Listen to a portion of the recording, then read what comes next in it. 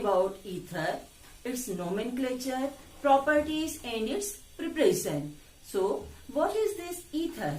Ether is also called alkoxy-alkane. Its general formula is ROR. Here, this R may be same or may be different. Clear? So, first we learn their common name and then IUPAC name. Suppose we have CH3O CH3 or CH3O C2H5 or phenyl over which CH3 or phenyl over which OC2H5. Our aim is to write their common name.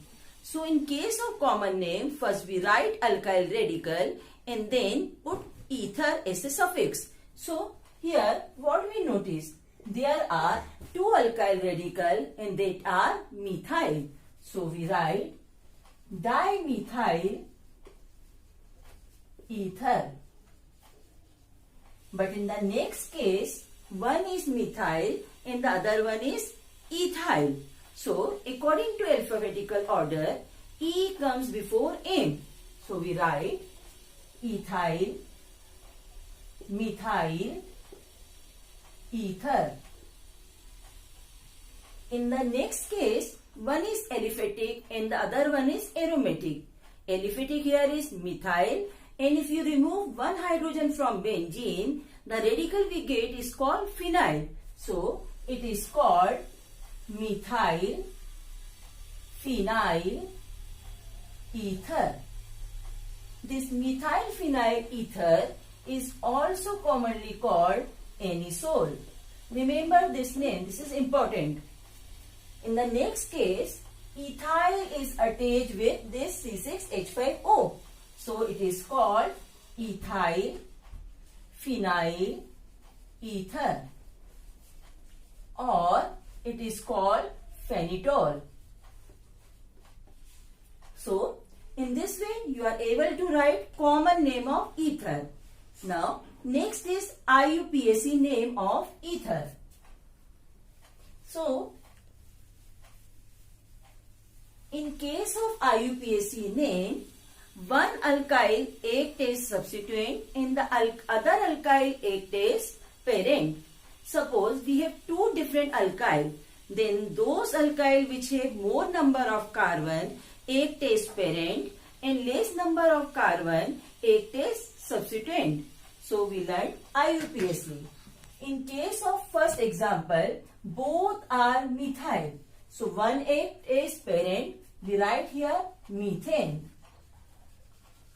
Other one act as substituent in which is attached with O.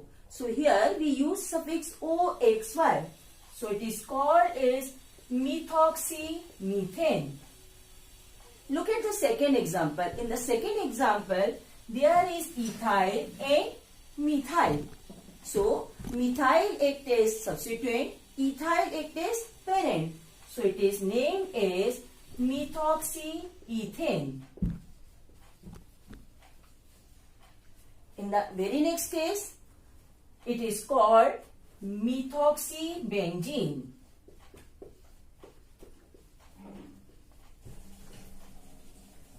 Here it is called ethoxybenzene. So now you are able to write common name as well as IUPAC name of ether. Now we are talking about the properties, physical properties of ether. So this ether is polar in nature. Because it is polar in nature, that's why its boiling point is more than alkane, but its boiling point is less than alcohol. Why? Because alcohol have a tendency to form intermolecular hydrogen bond with other alcohol molecule, but ether does not have. So if you have three organic compound, alkane, ether and alcohol, and the question arises which have high boiling point, then alcohol have high boiling point than ether, ether have high boiling point than alkane because of higher molecular mass. Similarly, if you're talking about the solubility, ether is soluble in water. Why it is soluble in water? Because they have a tendency to form intermolecular hydrogen bond with water molecule. Due to this tendency, they are soluble in water. Next is preparation of ether. In case of preparation of ether, we learn two preparation of ether. First by alcohol and second by Williamson synthesis. So from alcohol. So we have C2H5OH. This is alcohol. Suppose we have two molecules of alcohol and our aim is to prepare ether from alcohol. So it's depend on temperature as well as concentration of acid, because the dehydration of alcohol in presence of acid gives ether. So this is alcohol. If we heat this alcohol in presence of concentrated sulfuric acid or at the temperature of 443 Kelvin, then we are not getting ether. In place of ether, what we get? We get alkene. Remember this. If you heat this ether in presence of concentrated sulfuric acid, then in place of ether, what we get? We get alkene. So this OH and H remove in the form of water and we get C2H4 or CH2 double bond CH2.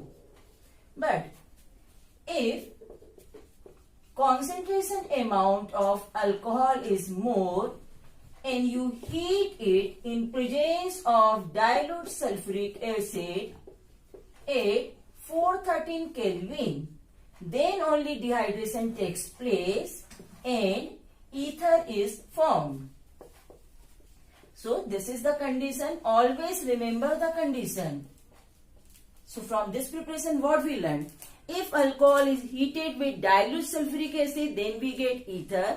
But if alcohol is heated with concentrated sulfuric acid, in place of ether, we get alkene. Now, next preparation is called Williamson synthesis preparation. So, next name is naming reaction Williamson synthesis. So, in Williamson synthesis, we can prepare ether with the help of alkyl halide and sodium alkoxide. So, this is alkyl halide and this is sodium alkoxide. Sodium alkoxide. Sodium alkoxide is a derivative of alcohol, where we replace H of alcohol from sodium. So, here this Na and X is removed in the form of NaX and we get ROR. Now, here we take simple alkyl radical.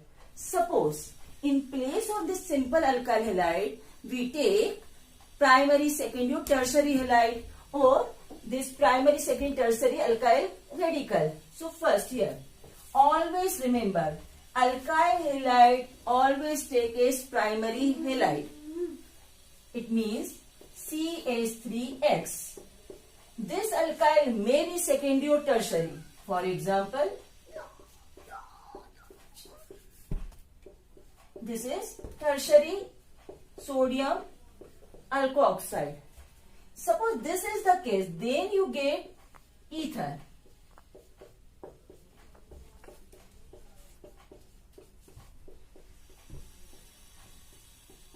But if in place of this primary alkyl halide, you are taking secondary and tertiary alkyl halide. So, when secondary or tertiary alkyl halide react with sodium alkoxide, then ether is not formed. In place of ether, again alkene is formed. The answer of this reaction is, the answer of this question is because elimination reaction competes substitution reaction.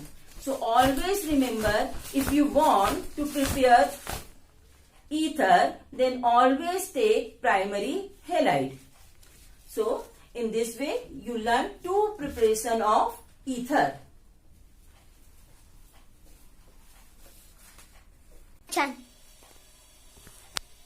Now, chemical properties of ether.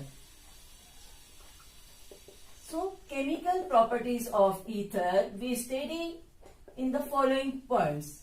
First with HX. HX means hydrogen acid. So, this is ether. Now, what happens when ether react with HX? Then the answer is ROH and RX is formed. This is very simple. But how it is simple? Because here we are using same alkyl radical.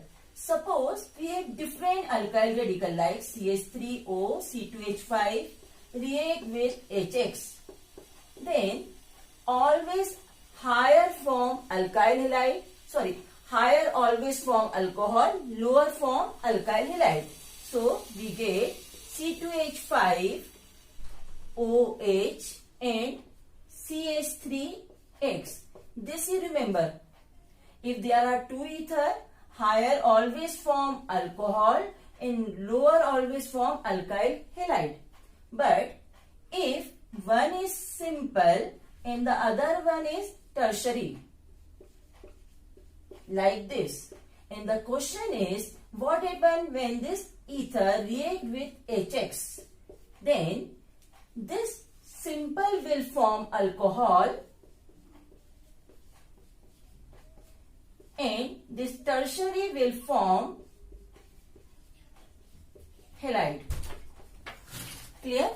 This is important. I repeat again. If you have two different alkyl, one is primary and the other one is secondary and tertiary, then secondary and tertiary form alkyl halide and primary always form alcohol. Now, second properties.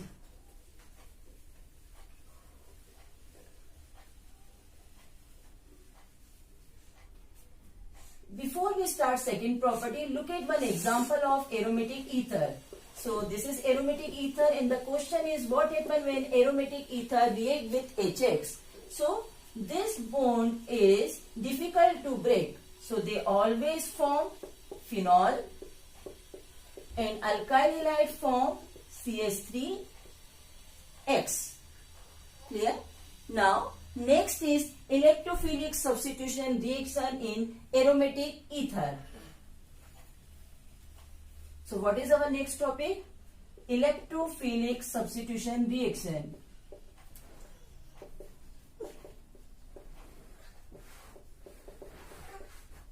So in electrophilic substitution reaction, first we learned bromination. So when bromination of aromatic ether takes place in presence of ethanol, then this bromine always attack a bromo position, ortho position or para position. So we get ortho-bromo ether or para-bromo